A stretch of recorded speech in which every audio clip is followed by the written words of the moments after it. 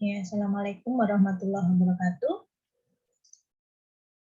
Oke, jadi pada pertemuan hari ini kita akan membahas mengenai bagaimana cara mendapatkan data yang akan diolah pada sistem NLP kita. Ya. Jadi pada pertemuan-pertemuan sebelumnya kalian sudah belajar bagaimana proses untuk pre-proses data, kemudian ada proses untuk mendapatkan tag ya, mentak atau model dari post tagging ya, mencari stemming dan sebagainya. Sampai terakhir itu adalah melakukan proses chunking ya. Chunking itu mencari ya kata-kata, bentuk-bentuk struktur tertentu yang kita butuhkan dalam sistem NLP kita. Nah, pada pertemuan sebelumnya kita kebanyakan menggunakan data yang sudah ada pada korpus.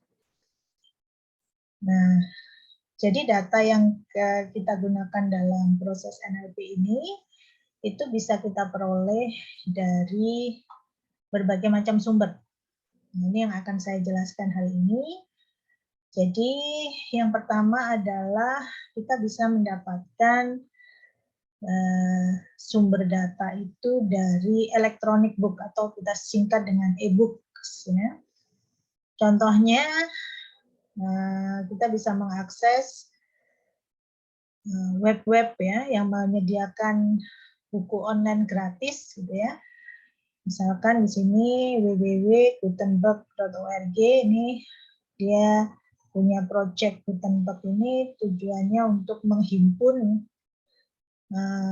teks-teks ya, buku-buku yang kemudian bisa diakses secara gratis. Nah, caranya untuk mendapatkan data itu nanti kita akses dalam NLP kita itu adalah dengan memilih dulu terlebih dahulu link dari teks atau buku yang ingin kita dapatkan. Nah, di Gutenberg itu teks file-filenya itu ada yang dalam bentuk PDF, ada yang dalam bentuk teks. Nah, itu dan kemudian dia juga ada penomorannya. Jadi datanya itu punya penomorannya. Kalau kita mengambil secara acak, kita bisa mengambil nomor teksnya atau nomor dari data bukunya itu secara acak. Tapi kalau kita ingin mendapatkan judul tertentu, maka kita harus mencari di dalam URL-nya, kemudian kita masukkan atau kita memilih yang sudah ada di areanya. Jadi misalkan di sini kita mencoba memilih, kita ingin mengekstraksi ya buku yang berjudul Why We Love Music. Nah, maka kita mencari di nomor teksnya adalah ini. Ya, nomor teksnya adalah 66855. Dan filenya itu bentuknya adalah txt atau teks ya. Nah, di Python kita bisa menggunakan library URL open ya, dari URL lib. Jadi perintahnya adalah from url.request import URL open. Nah, kemudian URL-nya, alamat dari URL ini kita kopikan. Kemudian di sini nanti kita berikan perintah fungsi ya, URL open. Ya. Kemudian nama URL-nya yang sudah kita simpan di sini dengan nama URL 1, lalu di sini read. Nah, di sini kalau kita print type-nya, ini ternyata type-nya dia masuk kelas bytes ya. Kemudian kalau kita cek panjang dari baris ya, baris. Jadi kita ini bacanya nanti adalah memunculkan baris teks. itu jumlah barisnya ada sekitar 200-an barisnya. Kemudian kalau kita tampilkan yang isinya awal sampai dengan panjang 75, jadi istilahnya karakter ya, karakter 0 sampai dengan 75, itu kita dapatkan seperti ini. Dan kalau kita lihat di sini masih banyak karakter-karakter yang tidak kita inginkan. Jadi banyak karakter-karakter yang tidak kita inginkan. Ya, jadi tipe datanya bytes, kemudian ini adalah konten mentah ya. Jadi banyak detil yang tidak kita nanti akan gunakan, contohnya spasi, jeda baris, baris kosong ya. Kemudian ada lambang-lambang seperti ini pada baris pembuka file. Ini. Nah, ini kalau kita ingin lakukan pemrosesan selanjutnya itu perlu dirubah terlebih dahulu. Nah, caranya gimana? Karena datanya, jadi kita cek dulu datanya ya. Terkadang kita menemukan data itu sudah dalam bentuk string. Nah, contoh ini tipe datanya itu dalam bentuk bytes. Nah, kalau dia dalam bentuk bytes, maka kita harus rubah dulu menjadi string dengan perintah raw dekode UTF-8. Ini ya. Nah, kemudian setelah kita ambil stringnya sudah kita rubah menjadi bentuk string, kemudian ini bisa kita lakukan proses tokenizing misalkan. Kemudian kalau kita ingin menghilangkan ya, jadi kita bisa melakukan proses ini tadi. Jadi untuk mendapatkan token itu menggunakan NLTK, jangan lupa selalu kalau kita menggunakan library NLTK, kita mendefinisikan terlebih dahulu import NLTK ya. Di sini misalkan kita melakukan proses tokenizing dari teks yang kita ambil dari data tersebut. Nah, di sini setelah kita lakukan proses itu, kita akan dapatkan hasilnya. Misalkan kita ingin menampilkan token sampai dengan token yang ke berapa ini. Nah, itu nanti akan muncul token-tokennya seperti ini. Ya, jadi itu cara kita mendapatkan. Nah, untuk menghilangkan tanda baca dan sebagainya, caranya ya sama seperti yang saya jelaskan pada pertemuan sebelumnya. Nah, ini, jadi kita bisa setelah jadikan teks, kita juga bisa merubah, membuat teks NLTK dari list ya. Dari list ini kita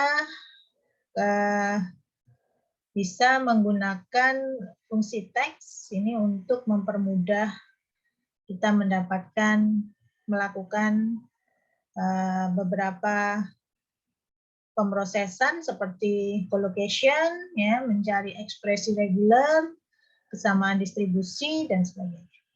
Nah, kita lihat di sini contohnya dari token-token tadi kita rubah menjadi teks. Ya. Token itu bentuknya kan list ya, jadi list. Ini kita ulang ya. Jadi kalau bentuknya token,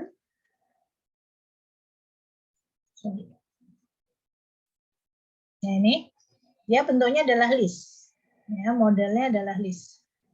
Jadi list yang isinya adalah token-token.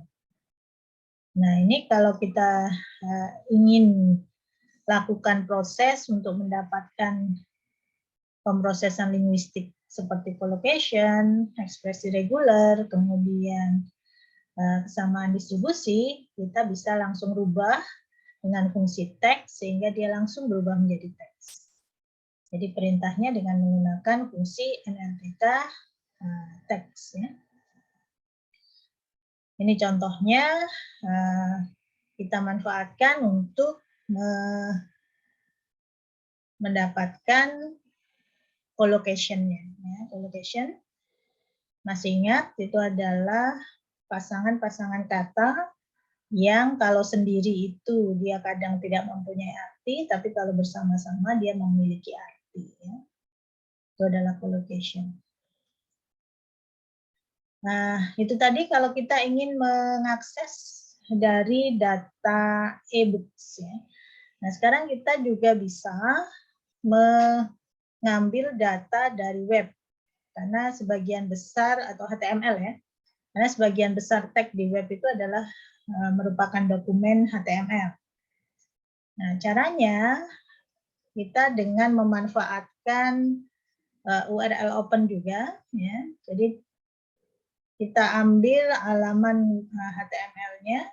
Contohnya misalkan di sini saya mengambil halaman HTML-nya dari untak.sby.ac.id berita hari ini, gitu ya. Nah, kemudian di sini kita ambil dengan URL open.read. Nah, maka hasilnya akan tersimpan dalam variabel HTML. Nih kalau kita tampilkan ini isinya seperti ini. Jadi masih dalam bentuk kode-kode HTML. Ya. Masih dalam bentuk kode-kode HTML. Di sini ada doctype, HTML, length, dan seterusnya. Nah, ini kalau kita baca langsung dari HTML-nya. Nah, bagaimana caranya kita mengeluarkan teks dari HTML? Jadi yang kita ambil hanya teksnya saja. Jadi bukan dengan tanda-tanda yang menampilkan HTML seperti BR, ya, kemudian page dan seterusnya. Nah, caranya itu adalah dengan mengclean HTML. Nah, hanya di sini fungsi yang lama untuk yang Python 2 itu masih menggunakan NLTK clean HTML. Tapi untuk yang Python 3 sekarang, ini kalau kalian menggunakan yang Python 3 itu library-nya berubah menjadi yang dimanfaatkan adalah dengan menggunakan Beautiful Soup. Ya. Beautiful Soup. Ya.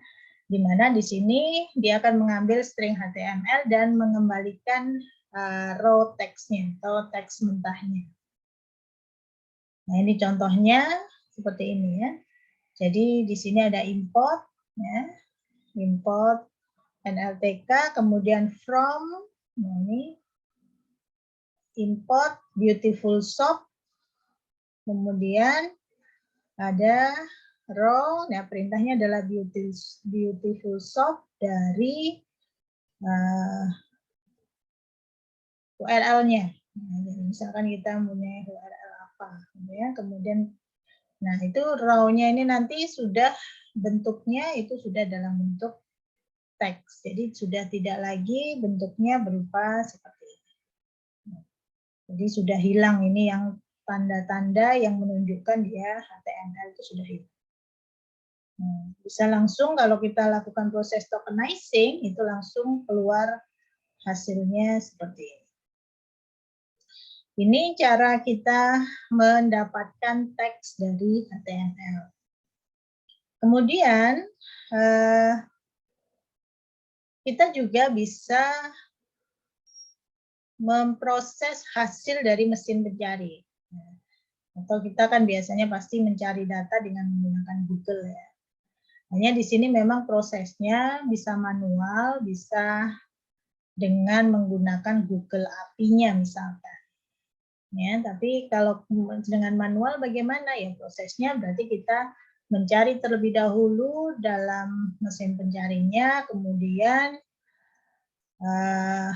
kita dapatkan alamatnya, lalu alamatnya itu yang kita masukkan ke dalam code Python kita. Ya. Jadi kenapa kita menggunakan hasil dari mesin pencari? Itu keuntungan utama kalau kita menggunakan mesin pencari adalah ukurannya. Ya. Jadi kita bisa mencari kumpulan dokumen yang sangat besar, bahkan kita bisa menggunakan pola yang sangat spesifik. Dan juga sangat mudah digunakan.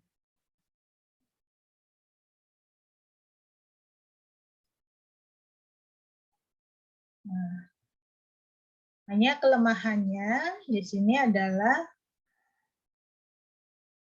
rentang pola pencariannya itu sangat dibatasi ya.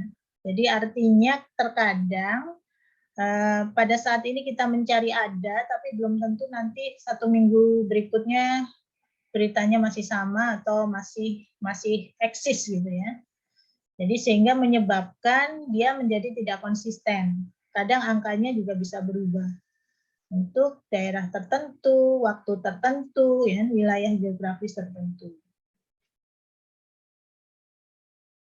Ya, sehingga kita kebanyakan kalau menggunakan hasil mesin pencari itu kita lebih baik memanfaatkan dengan menggunakan API dari mesin pencari tersebut. Misalnya kalau kita menggunakan Google ya, kita menggunakan API-nya Google. Nah, kemudian kita juga bisa mendapatkan dari blog, yaitu dengan feed RSS. Ya. Jadi blogosphere itu adalah sumber teks yang penting ya, bisa kita manfaatkan, baik itu dalam register formal maupun informal. Ya. Maka dengan bantuan library Python, kita di sini memanfaatkan library Python pihak ketiga, itu yang kita sebut dengan Universal Feed Parser. Itu dapat diunduh secara gratis. Nah, itu perintahnya nanti tinggal kita install di Anaconda kita. Ya, dengan perintah conda install, ya, kemudian namanya. Setelah kita install, maka kita dapat mengakses isi blog tersebut, ya. Jadi dengan mengimport terlebih dahulu namanya import feed parser. Nah, di sini kalau kita ingin menghilangkan HTML, jangan lupa HTML lambang-lambang HTML-nya kita memanfaatkan Beautifulsoft. Nah, di sini ini perintah dari library feed parser itu, misalkan kita melakukan proses parse ya dari sebuah blog ya, isi blog http bla bla bla bla ya. Nah, ini kalau kita lihat di sini log ya, log dari feed-nya dan judulnya ini kita bisa tampilkan dengan perintah ini. Kemudian panjangnya dari log itu ya, isinya ada berapa, itu juga bisa kita tampilkan. Kemudian kalau kita ingin mendapatkan isinya, nah ini isinya itu terdiri dari apa saja. Ya. Kemudian kita juga bisa mendapatkan isi atau kontennya itu dengan menggunakan konten pada posisi halaman sekian untuk value sekian. Ya. Kita dapatkan value-nya. Nah, ini isinya seperti ini. Nah, kalau kita lakukan proses tokenizing, maka kita lakukan terlebih dahulu proses Beautifulsoft, yaitu dengan menghilangkan karakter-karakter HTML-nya, kemudian kita lakukan proses untuk mendapatkan teks. Jadi hasilnya nanti akan tidak ada lambang-lambang HTML yang ada di dalam blog tersebut. Ya, jadi prinsipnya untuk RSS ini mirip seperti HTML, hanya pada akses awal kita membutuhkan yang namanya feed parser. Ya, ini untuk beberapa pekerjaan lebih lanjut. Kemudian kita juga bisa membaca file dari data teks lokal yang kita miliki. Misalkan kita mempunyai dokumen TXT gitu ya. Kita tinggal melakukan proses read ya, dengan menggunakan dari data dokumen TXT tersebut. Ini dengan perintah read saja itu kita bisa tampilkan, misalkan isinya nanti seperti ini.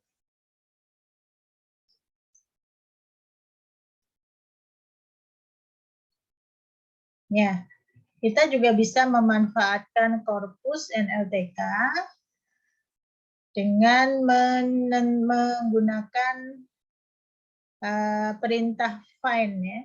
Jadi misalkan kita ingin mencari data-data yang ada di corpora untuk teks tertentu gitu ya.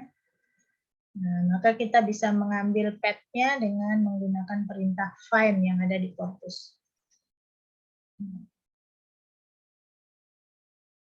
Nah, selain itu, kita juga bisa mengekstraksi teks dari PDF. Nah, MS, Word, dan jenis-jenis binary format lainnya. Nah, tapi di sini kita harus memanfaatkan library dari pihak ketiga. Untuk PDF, kita menggunakan PyPDF. Sedangkan kalau untuk MS Word, kita menggunakan PyWin32. Ya. Ini kita harus install dulu. Ya. Jadi prinsipnya hampir sama. Ya, ini caranya mengekstraksi teks dari PDF. Jadi di sini import PyPDF2. Nah, kemudian misalkan kita punya file namanya ini, ya, namanya ini, ya tinggal kita open, kemudian kita read dengan perintah dari fungsi PDF file reader. Nah, ini nama filenya. Nah, ini kalau kita ingin cek jumlah page-nya ada berapa dari PDF tersebut, ini perintahnya seperti ini. Nah, jangan lupa kita install terlebih dahulu library dari PyPDF2 dengan perintah pip install PyPDF2. Ya. Dan ini bisa kita lakukan pada Jupyter Notebook kita.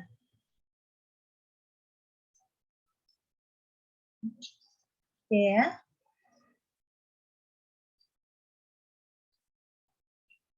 Nah, kemudian ada satu lagi, nggak saya masukkan.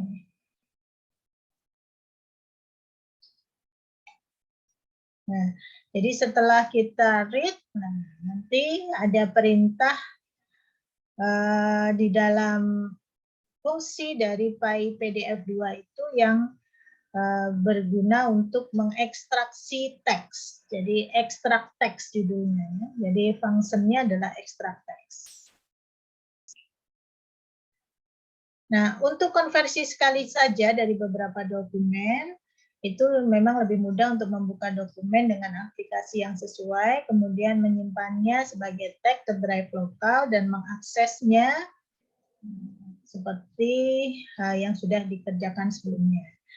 Jika dokumen itu sudah ada di web, maka kita dapat memasukkan URL-nya di kotak pencarian Google. Nah, hasil pencarian seringkali menyertakan tautan ke dokumen versi HTML yang dapat kita simpan sebagai teks. Nah, jadi untuk jenis-jenis yang lain, misalkan PDF yang ada di web dan sebagainya, ya prinsipnya sama, kita harus simpan dulu, kita cari dengan menggunakan Google, lalu kita search URL-nya misalkan. Jadi modelnya nanti kita akan dapatkan file PDF itu yang kemudian bisa kita akses ke program Python kita. Oke, yang berikutnya itu adalah kita juga bisa mendapatkan input dari user input ya. Contohnya misalkan kita mau membuat chatbot, ya.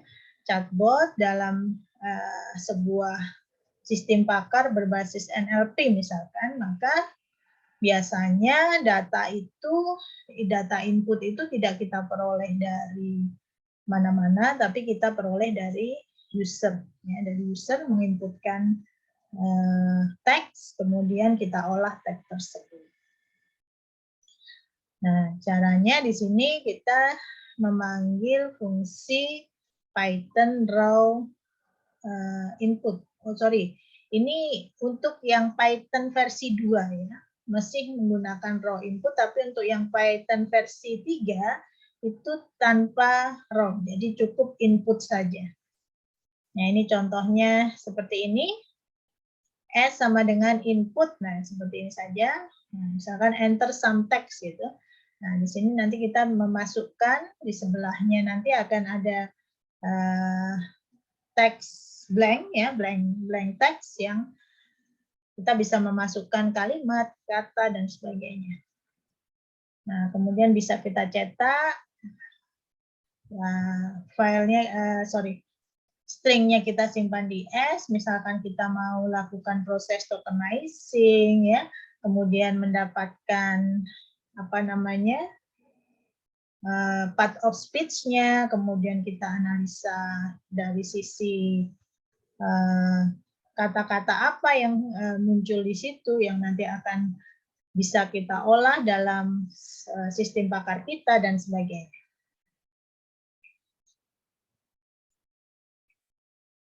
Baik, itu beberapa teknik bagaimana kita mendapatkan data yang bisa kita gunakan di dalam sistem NLP kita. Pada pertemuan berikutnya nanti, saya akan memberikan materi mengenai contoh kasus ya, contoh implementasi NLP, misalkan untuk sentiment analyzing. Dalam materi tersebut nanti kita akan menerapkan teknik machine learning.